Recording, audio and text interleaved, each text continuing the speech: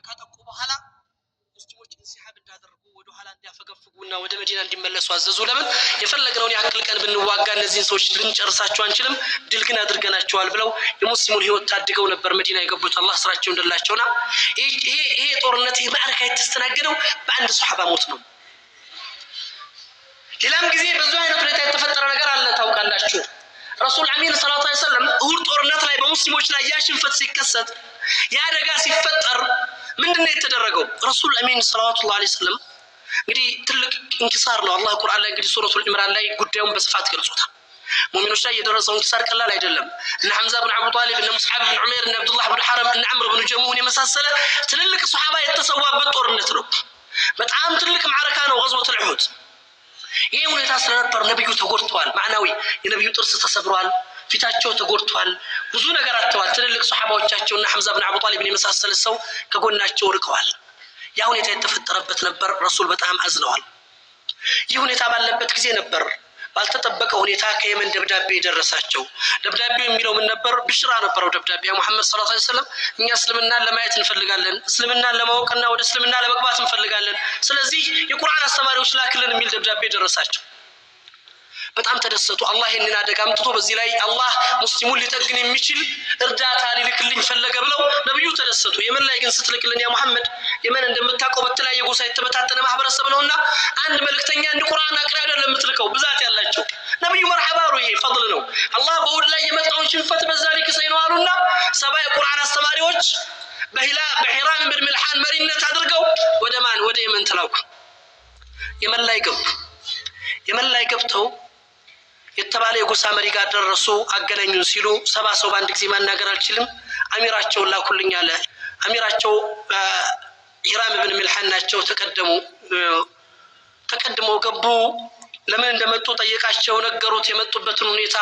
የዚህ ሰዓት ላይ ምንድነው ያላቸው? እሱ እያናገራቸው የታሰበው ግን ገድር ነው፣ የታሰበው ግን ክህደት ነው፣ የታሰበው ግን እስልምናን ለሁለተኛ ጊዜ በበድር ላይ በኡሁድ ላይ በደረሰው ሽንፈት ለአንዴና ለመጨረሻ እንዳይነሳ ሌላ ጥፋት ማጥፋት ነበርና እሱን እያናገረ ለአገልጋዩ ምልክት ሲሰጠው ባይኑ ከጀርባው ቀስት ለቀቁበት ረዲየላሁ ዐንሁ። ቀስቱ በደረቱ ገብቶ በጀርባው ገብቶ በደረቱ ወጣ። ሂራም ብን ከዕባ ያኒ ሚልሓን ታሪካዊ ቃሉን ድምጹን አሰማ። ፍስት ወረበል ከዕባ ነበር ያለው ረዲየላሁ ዐንሁ። በከዕባ ጌታ ይሁንብኝ እድለኛ ሆንኩኝ ያለ የሞተ ረዲየላሁ ዐንሁ። ለዚህ ቃል ብቻ የሰለመ ሰው አለ ሀጅር የሚባል። የዚህ ሰው አገልጋይ ነብዩ ጋር መጥቶ ሸሃዳ ሲሰጣቸው ወላሂ ያ ሙሐመድ ሰለላሁ ዐለይሂ ወሰለም እኔ እስልምና ልቀበል ምክንያት የሆነኝ ያንተ አገልጋይ የነበረው ሂራም ብን ሚልሓን የመን ላይ መልእክተኛ ሆኖ መጥቶ በሙሽሪኮች መካከል ተከቦ በቀስት ጀርባውን ተመቶ በደረሱ ሲወጣ ተክቢር አይደለም ያሰማው፣ በከዕባ ጌታ ይሁንብኝ እድለኛ ሆንኩ ብሎ ነው የጮኸው። አሰፋለ ሰው የሞተ እንዴት ነው እድለኛ የሚሆነው? ይህ ሰው አንድ እውነት አለው ብዬ ነው እስልምና ፈልጌ የመጣሁት ነው ያላቸው። በዚህ አላበቃም። ሰባውን የቁርአን አስተማሪዎች በየተራ እያስገቡ አረዷቸው። ኡሁድ ላይ ያሽንፈት ደርሷል። በዚህ ላይ ይሄ ችግር ተከሰተ። ረሱል አሚን ሊቋቋሙት የማይችሉ ነገር ተፈጠረ። ጦር እንዳያነሱ ሙስሊሙ ደክሟል። ኡሁድ ላይ ተመቷል። እዚህ ሰባ ሱሐባ ተገድሏል። ምን ያርጉ ረሱላህ? ለዚህ ጊዜ ነው እኮ ረሱላህ ሰለላሁ ዐለይሂ ወሰለም አምስቱንም አውቃት ሶላት በየሶላቱ ላይ ቁኑት አድርገው አላህን የለመኑት። አላሁመ እሕሲህም ዐደዳ ወቅቱልሁም በደዳ ወላ ቱብቂ ሚንሁም አሐዳ። አላህ እነዛ ሰዎች እንዲበቀልና እርምጃውን እንዲወስድ አላህን እጃቸውን እያነሱ በየአምስቱም አውቃት ላይ ቁኑት እያደረጉ አላህን የለመኑት። ነብዩ ግን ይህን ደም አልዘነጉትም። ይህን የሙስሊሞች የፈሰሰ የሰባ ቁራዎች የቁርአን ምሁሮች ደም አልዘነጉትም። ኃይል እስኪጠናከር ጠበቁ። 3ኛው ዓመተ ሂጅራ ላይ ነው የተፈጠረው። 7ኛው ዓመተ ሂጅራ ላይ የሙስሊሞች ኃይል ሲያገግም ወደ ነበረበት ሁኔታ ሲመለስ አሁን ወደ የመን እንነሳለን አሉ ረሱል አሚን ሰለላሁ ዐለይሂ ወሰለም። የነዛን የሰሐባዎች ደም እንመልሳለን ያሉት አሽረፉል ኸልቂላህ። በ4ኛው ዓመት ስንት ጦር ይዘው? 1400 ሱሐባ ይዘው። ምን ያህል መሳፋ አለው? ከ600 ኪሎ ሜትር በላይ ርቀት አለው። አንድ ሱሐባ 7 ሱሐባ በአንድ ፈረስ ነው የሚሄዱት። ችግር አለ ተመልከቱት። 7 ሱሐባ አንድ ፈረስ ላይ የተራረፉ ነው የሚሄዱት። ይሄ በጣም ኃይለኛ ሞቃታማ በአሁኑ ወቅት ላይ ነው። አረብ ዓለም ላይ ሙቀት በሚበዛበት ወቅት ላይ ነበር። ሙቀት ነው። ሱሐባዎች ይህንን ጉዞ ስለሰጉና ስለፈሩ ምን አደረጉ መሰላችሁ? መንገዱ በጣም ከባድ ይሆናል ብለው አምነው ትርፍ ጫማዎች ያዙ። ጉዞ ተጀመረ። ዝቅተኛ ነው ኃይሉም ስንቁም አነስተኛ ነው። ጉዞ ተጀመረ። መንገድ ላይ ግን ካሰቡት በላይ ሆነ። ሙቀቱ በጣም ኃይሎ ጫማቸው መበጣጠስ ጀመረ። ወላሂ ይላሉ አቡ ሙሳ አልአሽዓሪ ጫማዎቻችን ተቆራረጡ፣ ቅያሪ ጫማዎችንም ቀየር፣ እነሱም ተበጣጠሱ። እግሮቻችን አደጋ ደረሰባቸው። ምን ሆኑ ይላሉ? ጥፍሮቻችን መነቀል ጀመሩ፣ ደም ያነሙ ጀመራሉ። እግሮቻችን የለበስነውን ጨርቅ ከላያችን ላይ ያነሳን እግሮቻችንን ተመጠምን አሉ። ይህን ቃል ከተናገሩ በኋላ ግን አቡ ሙሳ አልአሽዓሪ ያለቀሱ። የጦርነቱን ሁኔታ ከዛ መልስ ሲሰርኩ ነው። ሲያለቅሱ ለምን ታለቅሳለህ አሏቸው። ወላሂ ምናልባት በዛች መከራ አላህ እንኳን ጀነትን አዘጋጅቶልን እንደሆነ በመናገሬ አጅሬን እንዳያጠፋብኝ ሰጋሁ አሉ ረዲየላሁ ዐንሁ። ይህ ሆኖ ነው ረሱሉል አሚን ያን ሁሉ ሱሐባ ይዘው እንደዛ እየደማ እንደዛ እየቆሰለ የመን ላይ ሲገቡ የየመን ሰዎች ሲያዩ ደነገጡ። በዚህ ሁኔታ የመጡ ሰዎች አይደኩንም አሉ። ስለዚህ እነዚህን ሰዎች ጦር መቅጠም አንችልም ብለው ወከፈላሁ ልሙእሚኒን አልቂታል ጦርነት ሳይጋጠሙ የየመን ሰዎች ሸሹ። ለማን ሲባል? ለአንድ ሰሐባ ሲባል፣ ለአንድ ሰሐባ ጭንቀት። ሱብሃንአላህ ይህን ቦታ ድል አድርገው ተመለሱ። ረሱሉላህ ጦርነት ሳይዋጉ አሸንፈው ተመለሱ። ወደ መዲና ሲመለሱ የተለያየ ነገሮች ያጋጥሟቸዋል። ካጋጠሟቸው አንዷን ነገር ነው ልገልጽላችሁ የምወደው። አንድ ሱሐቢ ሲመለሱ ልብሱ ቆሽሿል። ያኒ ጦርነት ላይ ነው፣ እንግልት ላይ ነው፣ ሰፈሩ ከባድ ነው። ነብዩ ሰለላሁ ዐለይሂ ወሰለም ሰፈር ላይ ያለ ለምን ልብስን አትቀይርም አሉት። ያ ረሱላህ እኛ ተዕብ ላይ ነን፣ መንገድ ላይ ነን፣ ለምን እቀይረዋለሁ አላቸው። ላላ ቀይሩ አሉት። ጥሩ ልብስ ልበስ፣ ንጹህ ልብስ ልበስ አሉት ረሱላህ። ፈክሩ ከጦርነት የተመለሱ ነብዩ ለሰሃባ ለአንድ ሰሃባ ንጹህ ልብስ መልበስ ይጨነቃሉ። ከዛ በኋላ መርሐባ አለና ሄዶ ልብሱን ቀይሮ ታጥቦ መጣና ይኸው ያ ረሱላህ ቀይር የመጣው አላቸው። አላህ ሱብሓነሁ ወተዓላ ምን እንዳሉት ታውቃላችሁ? ረሱላህ አሚን መታከ አላሁ ቢልጀና ነብዩ በጀነት አላህ ያስደስተኝ እንዳስደሰትከኝ አሉት ረሱላህ ሰለላሁ ዐለይሂ ወሰለም። የሱ ንጹህ ልብስ መልበስ ነብዩን ሲያስደስት እኮ ነው። ይሄ ነፍስያ ነው በዛ ጄኔሬሽን ውስጥ ያለፈው። ከዛ ከጦርነቱ ሲመለሱ እንግዲህ እንደ ነብዩ ጀግና ሰው የለም ታውቃላችሁ። ማን ቀረ ማን መጥቷል እያሉ የቀረውንና የመጣውን ሰው ለማየት ወደ ኋላ እየተመለሱ ያሉ። ጃብር ብን አብዱላህ የተባለው ሱሐቢ ወደ ኋላ ይቀራል። ያ ጃብር ለምንድን ነው የምትታኸሩ አሉት። ወላሂ ያ ረሱላህ ከማ ተራ ፈረስ እንደሚዋት የኔ ናቃ የኔ ፈረስ ደካማ ናት፣ ያረጀች ናች። ገንዘብ ስለሌለኝ አባቴ ጥሎብኝ ሄዶ 9 የቲሞች አሉ፣ እነሱን ስለማሳድግ ፈረስ ምግዛበት አልነበረኝምና ደካማ ፈረስ ናትና እሷን ይዤ ነው የምሄደው። አልቻለችም እናንተ ፈረሶች ጋር መወዳደር አላቸው ረሱላህ። ወረድ ያ ጃብር አሉት ረሱላህ። ወረድ አሉትና ወረዱት። ልክ ጃብር ወረደ፣ ነብዩ በያዟት በትር ነገር ከስር ገቡና እንዲህ ነካ ነካ አረጓት ፈረሷን። በል ውጣ አባት አሉ። ፈረሷ መንቀሳቀስ ጀመረች። ከሱሐባዎቹ ሁሉ ፈረስ መፍተን ጀመረች ይላል ረዲየላሁ ዐንሁ።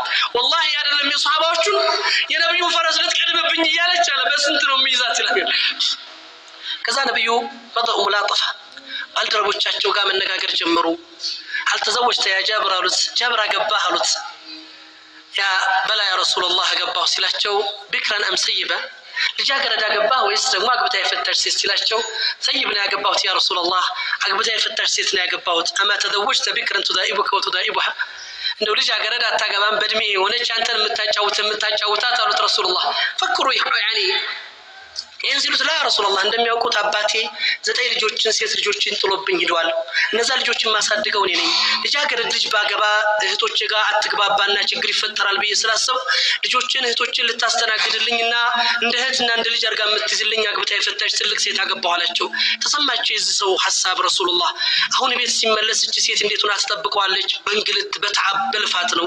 እንዴት ነው ማድረግ ያለባቸው ረሱላህ? ስለዚህ አንድ ነገር ሊያረጉለት ፈለጉ። ምን አሉት ረሱላህ? መርዳት ፈለጉ። ቀጥታ ገንዘብ ቢሰጡት ያኒ ማዕናዊውን መጉዳት ነው፣ ውስጡን ማድከም ነው። ስለዚህ ምን አሉት ረሱላህ ሰለላሁ ዐለይሂ ወሰለም? ያ ጃብር አሉት ፈረስን ልግዛ አሉት ረሱላህ ሰለላሁ ዐለይሂ ወሰለም።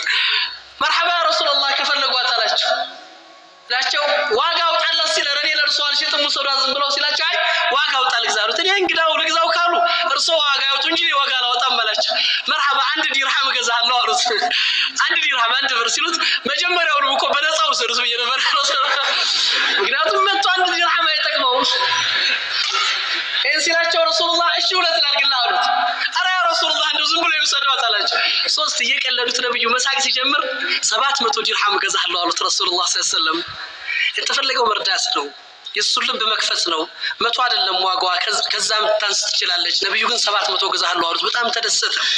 ከችግር በኋላ መዲና ሲገባ ለእህቱና ለሚስቱ ይዞት የሚገባው ገንዘብ ማግኘት ለሱ ቀላል አልነበረም። በጣም የሚገርም ነገር እንደተከሰተ ታውቃላችሁ። ልክ መዲና ሊገቡ ሲሉ መዲና ጫፍ ላይ እንዳሉ ነብዩ ጦሩ እንዲቆም አዘዙ። ቆይ መዲና እንገባም አሉ። ሱሐባዎች ደነገጡ። ያ ረሱላህ ከዚህ ሁሉ ተዓብ ከዚህ ሁሉ ልፋት በኋላ ደግሞ መዲና ደርሰን ለምን እንቆያለን ለምን አንገባም ሲሏቸው ቆዩ አሉ ረሱላህ ሰለላሁ ዐለይሂ ወሰለም። ወላሂ የእኛን መዲና መድረስ የጃቢር ሚስት ካልሰማች መዲና እንገባም አሉ ረሱላህ። የእኛን መዲና መምጣት የጃቢር ሚስት ካላወቀች እኛ መዲና እንገባም። ለምን? የጃቢር ሚስት እህቶቹን እየተንከባከበች እየሰራች ለፍታ ነው የምትጠብቀው። የባሏን መምጣት ሳታውቅ ሳትዘጋጅ ድንገት አንደርስበትም አሉ ረሱላህ ሰለላሁ ዐለይሂ ወሰለም። ሰሐባው መዲና ጫፍ ላይ ቆሞ መዲና መድረሳቸው ተነግሮ ነው ረሱል አሚን ሰሐባውን ይዘው መዲና የገቡት። አላህ ስራቸውን ድላቸውና ከዚያ በኋላ ጃብር የመጀመሪያ ተግባሩ እንደሆነ ታውቃላችሁ። ቀጥታ ወሰደና ፈረሱን ነብዩ በር ላይ ልጓሟን አስሮ ተንቀሳቀስ። እንግዲህ ሽጧል። ገንዘብ ቢያገኝ ለቤተሰቦቹ የሆነ ነገር ይዞ ይገባል አይደለም። ግን ነብዩን አላገኛቸውም። ነብዩን ደግሞ አይጠይቅ። እኔ እናንተ ብንሆን እናቅበታለን። እንደ ያ ረሱላህ እንደው የምታዙይ ካለ የምትሩት ካለ ዘዴም ትጠቀማለህ። እሱ ግን የለም። በር ላይ አሰረ። እንተሃ ወደ ቤቱ ገባ። ነብዩ ከቤት ሲወጡ በር ላይ ፈረሱ ታስሯል። ደነገጡ። እዛ አንድ ሱሐባ ጠሩ። ሀብት ያለው ሱሐባ አይደለም የሚያጠሩት። ደከም ያለ በጃብር ሙስተባ ያለ ሱሐባ ጠሩና ቶሎ አሉት። 700 ድርሃም ቆጠሩና ሰጡት። እቺን ፈረስና ይሄን 700 ድርሃም ያዝና ለጃብር ስጠው አሉት። ብለህም በለው ጃብር ያኒ የወንድሜ ልጅ ብሩም ፈረሱም ያንተው ነህ ብለው በለው አሉት ረሱል አሚን ሰለላሁ ዐለይሂ ወሰለም። ይሄ ጭንቀት ለአንድ ሰው ለአንድ ሱሐባ የሚጨነቁት የነብዩ ጭንቀት ነው አይደለም ኡማ። ስለዚህ ነው ረሱል አሚን ምን ያህል አንድነት እንደለፉ ይሄን ሙስሊም ሶፍ ለመጠበቅ እንደጣሩ ትግል እንዳደረጉ ታያለ። እዚህም ነበር እንግዲህ ይሄን ፈለግ የተከተሉትና አቡበከር ስዲቅ አላህ ስራቸው እንደላቸው እና ሰይድና አቡበከር ስዲቅ ምን ስራ ሲሰሩ ነበር? ነብዩ ከሞቱ በኋላ ኸሊፋ ሆነው ተተክተው የማንን ፈለግ ይዘዋል? የነብያቸውን። አንዲት ደካማ ባልቴት ሴት ቤት እየሄዱ ቤቷን ያጸዱ ነበር አቡበከር ስዲቅ። ማንነቷ የማይታወቅ ሴት ደካማ ሴት ረዳት የሌላት ሴት ቤት ሄደው ቤቷን አጽድተው ምግቧን አዘጋጅተው ይወጣሉ። ዑመር ሁልጊዜ እዚች ቤት ከፈጅር በኋላ ሲመላለሱ ሲያዩ አንድ ቀን ተከትለው ገቡ። አቡበከር ሲወጡ ሴትዮዋን ጠይቋት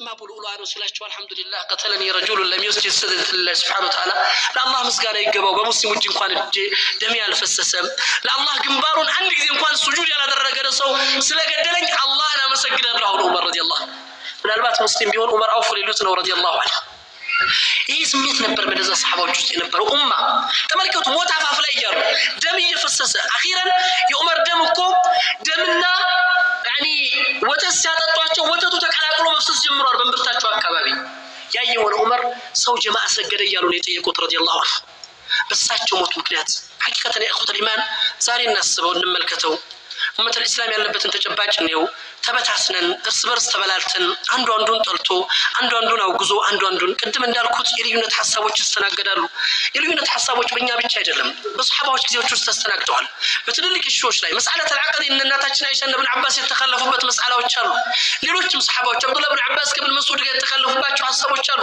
አቡበከርና ዑመር ረዲየላሁ ዐንሁ ተከለፈዋል በሐሳብ የተከለፉበት ወቅት አለ የልዩነት ሐሳብ ተከስቷል ግን አንዱ አንዱን እንዲጠላ አንዱ አንዱን ስም ለጥፎለት ታፔላ እንዲሰጠውና ሙስሊም መስጊድ ገብቶ የሚያየውን ወንድሙን እያየው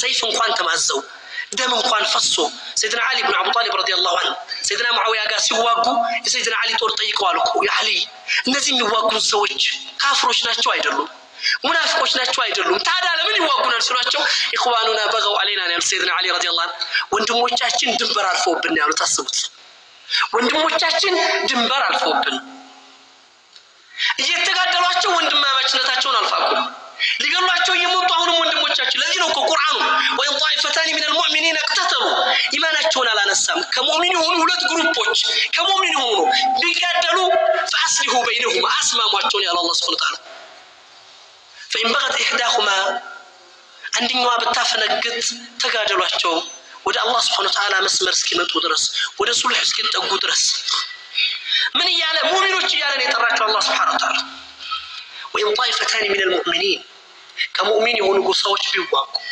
ተጋድለዋል ከመጋደል የበለጠኛን እንደ والله የሚያጋድል ነገር ደርሷል የለም ግን ተባላን ተጣላላን አንዱ የራሱን ግሩፕ ይዞ እኔ ብቻ ነኝ አለ ሁሉም እኔ ብቻ ነኝ አለ الحق ሁሉም እኔ ብቻ ነኝ ጥሩ ሁሉም እኔ ብቻ ነኝ ሱኒ ሁሉም እኔ ብቻ ነኝ ሰለፍ በዚህ አንዱን አውግዞ አንዱን ጠልቶ መስጊድ የገባውን ሰው ላይ ለማየት ጠልቶ እየኖረ ያለበት ሁኔታ ነው إن وندمنا الله في الكلام من دارك سيدنا موسى فرعون فقول له قولا لين قالت مرت كون يا رجل سيدنا موسى فرعون ستناغرው قالت مرت عندما يمن ياوك بكفر እንደሚሞት ያወቀ ነገር ግን ወንድምህ መስጊድ የገባውን ወንድምህ በግልዛ ለዚህ ነው ይባላል ሃሩን الرشيدን መጥቶ አንዱን ኸሊፈተ ሙስሊሚን አንድ ሰው ምክር ሲሰጣቸው በጣም አግለጽ عليه በጣም አጠበቀባቸው ባክ እርፍቅ ያ ረጁል አሉት ባክ ለስለስ ብለህ ቀስ ብለህ ምከረኛ አሉት والله ان الله ارسل خير منك الى شر مني الله ካንተ ኸይረኛ የሆነን ሰው ከኔ ሸር ለሆነው خلق ካንተ ኸይረኛ የሆነው ሙሳን ከኔ ሸረኛ የሆነው ፍርዓውን ላይ ልኮት فقول له قولا لينا ያለው አሉት በለስላሳ ቃል ነው ያናግረው ያሉት አንተ እኔ ከፍርዓውን በበለጠ እንዴት ታናገረኛለህ ሙስሊም ወንድምህን ቢያንስ ቀስ ብለህ ምከረኝ እዚህ ቃላት ተጠቀምን ይሄን ነበር የሚጠቀሙት ምን ሱብሃንአላህ ልዩነቶች ይከሰታሉ አለመግባባቶች ይፈጠራሉ ግን ያለ መግባባት እርስ በርስ በላልተን ራሳችን ለጠላት አሳልፈን የማንም መጫወቻ ኪላ በልአርድ መጫወቻ እንድንሆን ድሉ መፍጠር ግን አማም አላህ ተጠያቂ ነን እዚህ አንድነት መፍረስ ተጠያቂ የሆነ ሰው አስቡት ጀማዓን መበተን ጀማዓን ማፍረስ የሙስሊሙን አንድነት መሸርሸር ሙስሊሙን መለያየትና መበታተን በእስልምና ከባድ ወንጀል ከባድ አደጋ ነው ኢኽወተ ኢማን እኛ ግን ዛሬ የዕለት ከዕለት ተግባራችን አድርገነው ሁሉም በራሱ ፊአ በራሱ ቀበልያ እኔ ሰዎች እኔን አስተሳሰብ ካልተቀበሉ እኔን ካልመሰሉ ሰዎች ሁሉ ጠልቼ ሰዎችን ሁሉ አውግጄ እየተዋዝኩ ያለበት ሂደት ውስጥ ነው ያለነው ናም ቅድም ተናግረናል እዕትሳም ሊኖር ይገባል መተሳሰሩም ደግሞ ግልጽ ነው ከቁርአንና ከሐዲስ ውጭ የምትተሳሰረው ትስስር የለም ሙጃመላ የምታረግበት ዲን አይደለም አትቀልድበትም ግን ወንድም እንዴት ነው ማድነው ሙእሚን ወንድሜን ወደ ቁርአን ስጠራው ስመልሰው በምንድነው ይሄን እንድንጠብቅ ነው سيدنا موسى ያደረጉትን ታሪክ ታውቃላችሁ سيدنا موسى እና سيدنا هارون መካከል عليهم السلام سيدنا هارون سيدنا موسى في ميقات ربي በተጓዙበት ጊዜ 40 ቀን ምንድነው ያደረጉት ሳሚሪ የሚባለው ሰው በፈጠረው ትልቅ ክፍተት እጅ ለጥጃ ገዝ ሰርቶ ጥጃ ማምለክ ጀመሩ የተወሰኑት ግሩፖች سيدنا هارون ተቃወሙ ኸሊፋ ናቸው سيدنا موسى ወኪል አድርገው አስቀምጧቸዋል ይሄን ተግባር ይሄን የሽርክ ተግባር ይሄን የኩፍር ተግባር ተቃወሙ ከአላህ ውጭ ለማን ትገዛላችሁ ከአላህ ውጭ ለምን ይሄን ተግባር ትፈጽማላችሁ ያሉ ጮሁ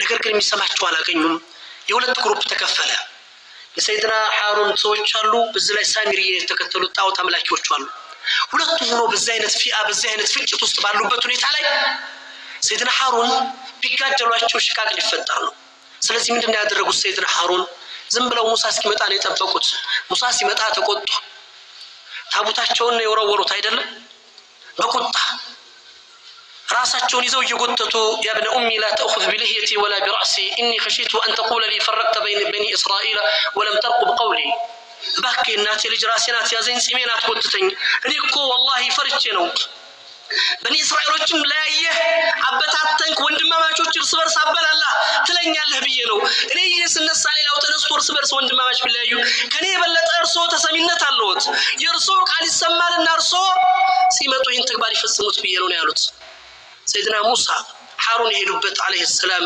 اجتهاد تقبلوا وذراቸውን ተቀብለዋቸዋል عليه السلام እዚህ ድረስ ነበር የተሄደው። ቁርአን ይህንን ኺጣብ ያቀረበው ይህን ታሪክ ያመጣው እኛ ልንጠቀምበት ነው፣ በእኛ ህይወት ውስጥ ልንተገብረው ነው።